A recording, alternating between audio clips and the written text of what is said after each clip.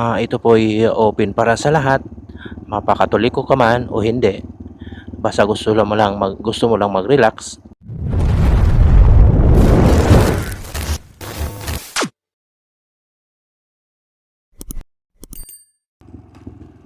Okay, muhapit sa ta diri guys sa Our Lady of Grace.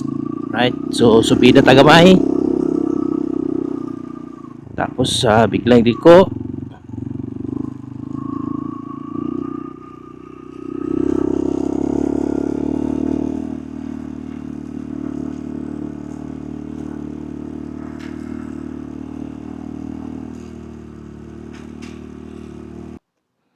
Okay, sa wala pa nakaanhi diri sa Our Lady of Grace diri sa may dili ko sure kung sakop pa ito sa ah, Marahan ah, or Barangay Pamuhatan.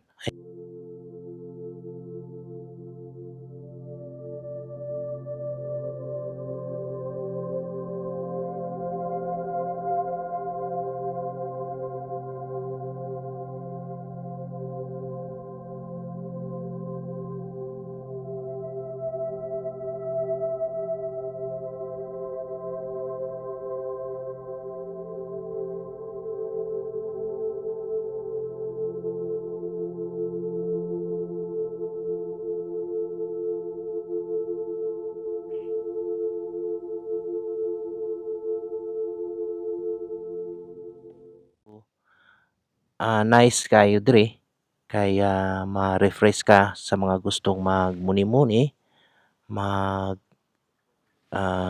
anong tawag dito, magrefleksyon. No entrance fee lang dito, bawal lang magdala ng pagkaon, bawal magingay.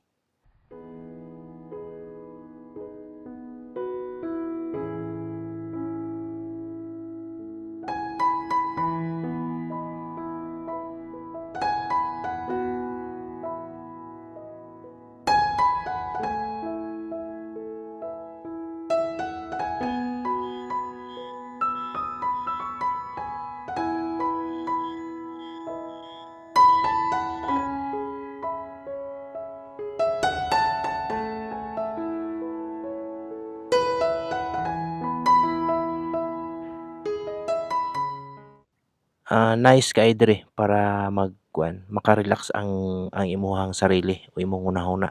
Mingaw, ang hangin bugnaw. So, although naa lang siya'y stairway papuntang taas doon sa may mismong Our Lady of Grace, no? So, nice kayo diri guys nga mag-relax, mag-reflect, magmuni-muni, mag-vegetate or whatever sa mga kaigsunan kapatid nating Roman Catholic. Okay, so mao ni ang stairway. Nasa mga 200 meters papuntang grotto mismo ng Our Lady of Grace. Sa right side ng stairway may nakatayong chapel dito, kaso sarado nga lang.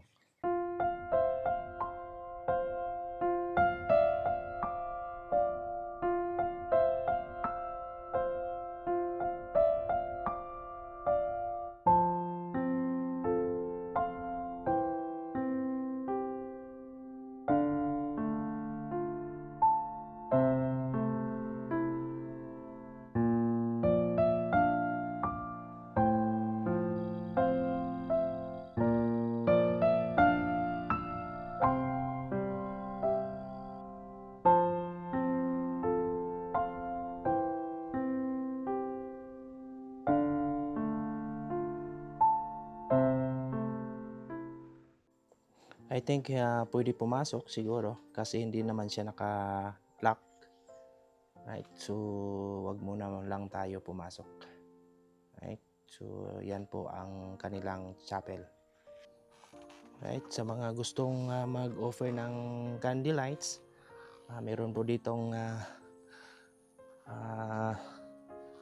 lugar para saan mag-offer po kayo ng lights. Hindi na kailangan magdala kayo ng kandila kasi may candle boat dito. Maghulog na lang kayo ng inyong mga donasyon.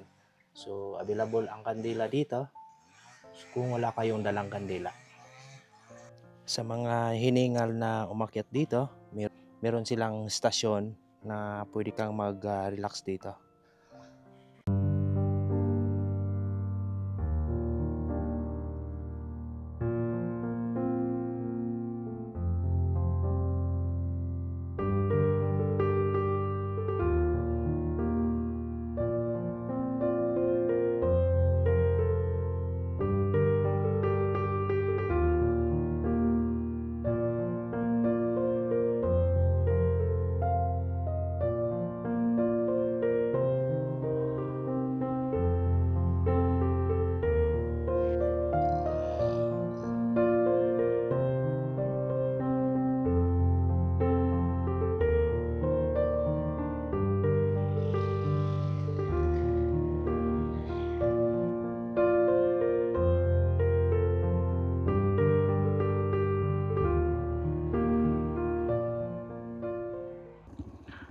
Ito po ay open para sa lahat, mapakatoliko ka man o hindi.